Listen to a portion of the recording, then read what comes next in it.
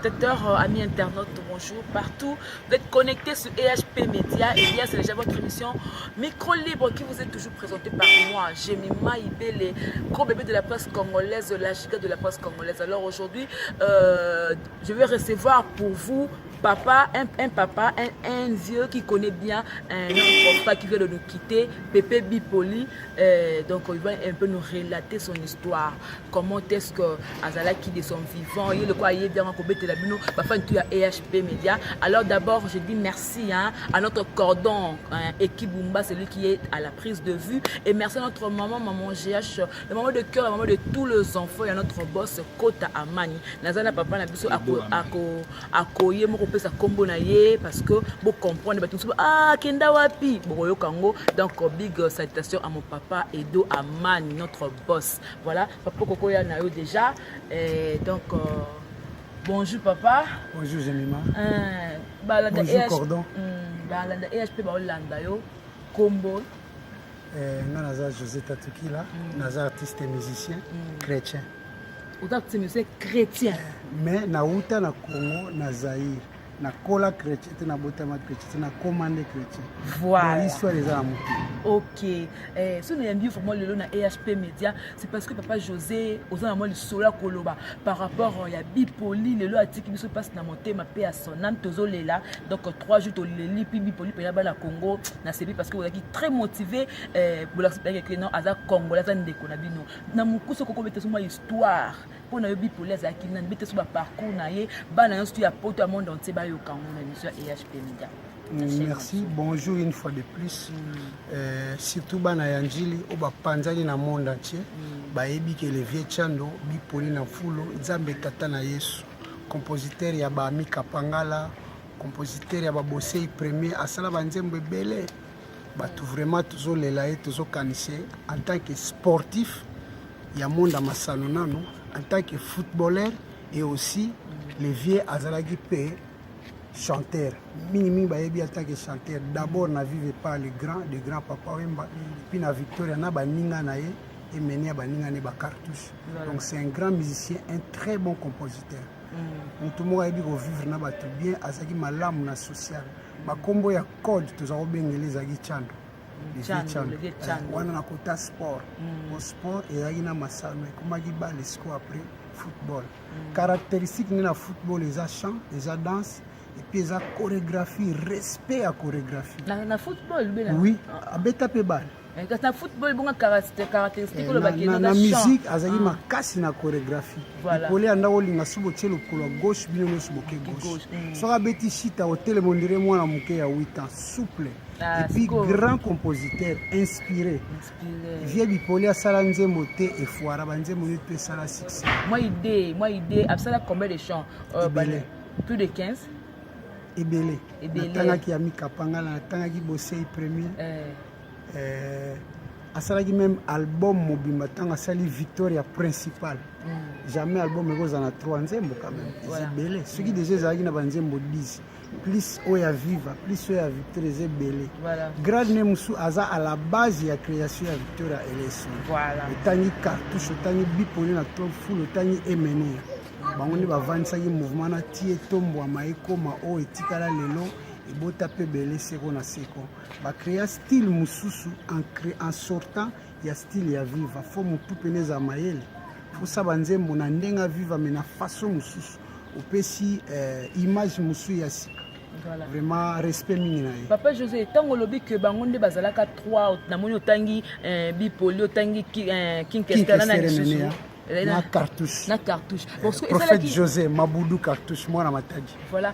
Azana Congo na minute ba mbote ne place aza grand frère. Voilà. Et l'on est ça là qui que Victor laisse éthique là ya King Kestar et mené ya yemo.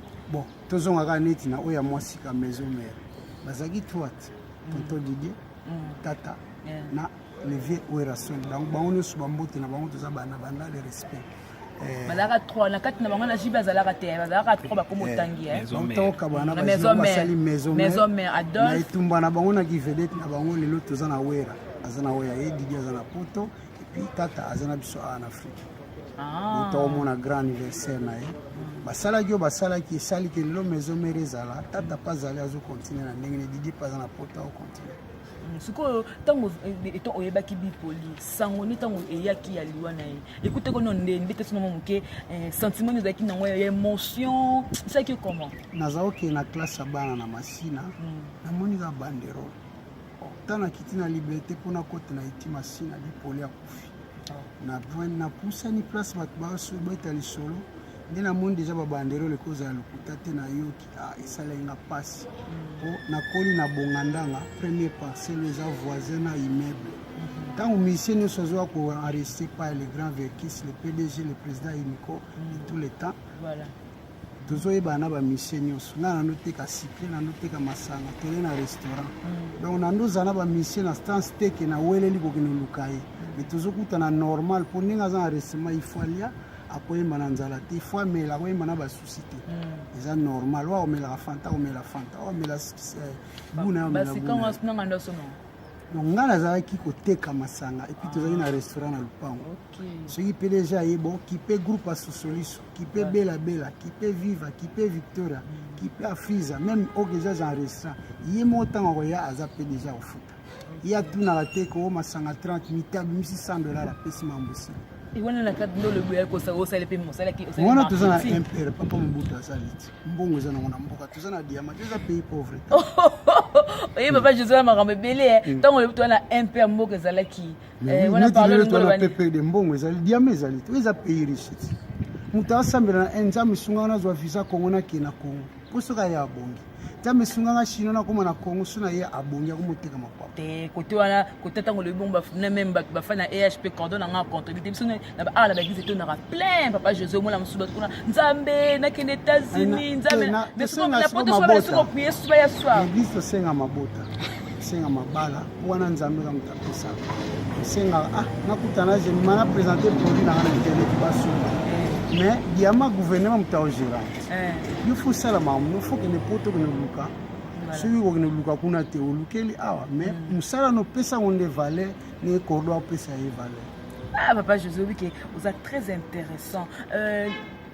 oyebanaki balei na barelation moko mpe intime na bipoli apart mosala mais oui via koloba na neti ke non nde mera ye wana gare alia amela nazoya nake koenregistre asa 2 minutes te non asa 2 minutes il faut ayemba vraiment à l'aise asilisi aye mpe na motu ne bake ntango soki bavandi na bango baza bango presi po eza vie na bango misiki bakenda te nazozonga dans une habita misiki bakenda kokei vraiment ere ebandaka eyebani te ere esilelebani po nzembo mpe eza passion il faut ebonga esimba ntango mosu nzembo esili me babwaki nano didiki nwani te il faut babwaki nano bo album ebima akozwa esango mpe un aopia mbongo ebele ti apia mbongo ebele ntango mosu papaki mbuta abi non avant album ya jibe ebima fo kombo nange eza na kati jibe akozela nous sommes à votre service akozela ntango mosu ya moto esombele immeuble moto makasi aotikalaka moto makasi mais vraiment nous avons perdu un grand nzambe asunga bano babotama na litambo na mama ye mona njili kuna na bahopitau poli moko abima po tozwa moto aye bobina moto aye boyemba moto aye bosala nzembo nzembo ezopesa ide nazoprofite na salue ya fina na banda oyo bayembaka na kapangala ami ya bipoli kapangala ya fina azolanda émission ayebi ya mwana luvemba aveni na ngai yebi sikuna banzembo batitre oyo opesi biso mwa ide okoyemba mwa mokie bato base souvenir susu na voi ya banzembo ya bipoli ata mwa ndambo kaka mais mwa injustice na oyembo eza na nkombo ya seranga ndoi na josephine ngai naloba nini ye nabetaki libaku nzoto ya sherifi na nyamololo kapangalake na ye zongo na ngai ya mawana atandele tokofuta ata na miso ya nzambe tokofuta wana bipoli mekesela zwango siko na se ata na miso ya nzambe tokopeye ata na miso adiele pe tokofuta ye yoka ndenge asukisaka il n'est jamais trop tard na mokili bato mayungu bayebi elo na sali bayebi elo na sali euta na pepe kale pepe kale azwango na vangu soki vangu ekiti na pepe kale ekiti na babate belebele ekiti emene ya baredi bastino ti ezocontinue eleki ekoti bafabrikage ezocontinue mais na mwa kurusi otangai nkombo ya fere baki na babade wana mpena motu oyo asalaka yango mpe bien eza fere kola nasali ete otokozala ya pas longtemps akamusinga aza na besoin nzembo te misi azalaka na besoin nzembo butu moi mpo soki ozoyemba oyemba nde banzembo spectacle eza lie na banzembo seben banzembo rumba banzembo atolobi nzembo eza pachanga eza kaka nzembo ate eza rege eza nzembo fere grand chantel bonjour aza parmi barépartiteur de voix actuelle to perdre ya madilu ya Kester papa wemba to perdre bato ebele barépartiteur ya kotiela motema ya bavoix siko toza na bafere o mpena koyebiso yemba yemba yemba azo repartir akoyebisa mpe guitariste te guitare oyo toke nango boto kozonga yango eza grâce to wana yango na Congo apart diama bato mayele baza ya bik me ya mayele ya motu ya sagesse ya nzambe parmi bango fere kola aza na kati c'est grand vraiment respect na ye. Voilà donc merci beaucoup. Maintenant en annonce awa na obande ko bolobi na ngati bolobi que oza odaki ministère ya mutu naza ministère chrétien naza ku na studio na osa banzembo ya nzambe mais Bipoli c'est un grand, il appartient à tout le monde. Bipoli aza muzombo te aza congolais taza na pona batu nyonso il appartient à tout le monde. Il appartient à tout le monde. Tout le monde azokanisa na wenze na magasin mutu nyonso azokanisa mais l'artiste ne meurt pas. Tous en basili toi na vidéo, on va continuer à visualiser, on va continuer à danser, à chanter. Mais contrairement à la bande de connexion sur le frère, le soir qui dans monde na côté la musique profane, à comme la musique chrétienne, tout c'est à l'obéit papa que pour na soit pour na kofi, à mon on dirait comme si à kusumu qui makasi, mais yo musicien chrétien boyé. Mais au le calme pour la musique au babenga profane pour na Bipoli. To beta on mbunda na corde à guitare nyo sekutaka même prix. Bamusuta musu bazaki na télé te ayebi na etiala mwana te ayebi ne papa yemba te azali na bana radio te faut ya mutu te. Voilà continuer c'est bon. Na saluer etiala mwana na souhaiter bonne santé. Na saluer président na JB mwana quartier na biso na Molar donc talaka di bambo mabiso Lovemba les grands prêtres JB puis on a les plus beaux de tout le monde la voix limpide.